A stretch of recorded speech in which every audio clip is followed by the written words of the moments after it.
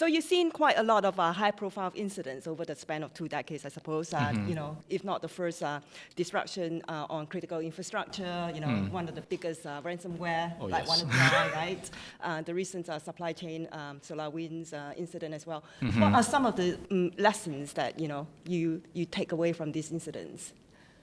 I'll say that, over the last, close to 2 decades, that I have been involved or somewhat involved in cybersecurity is, I think the first lesson definitely is things change, right? I think when I just started in the first couple of years, there is no such thing as cloud. First lesson learned is you will never be prepared enough for the next wave of technology. And once it comes out, it's going to go fast and furious whenever there's a business case. Cloud was a massive lesson learned.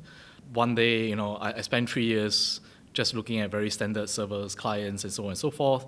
The next thing, everyone's talking about cloud, right? Eventually, later, when there was a next wave, I think it's IoT, right?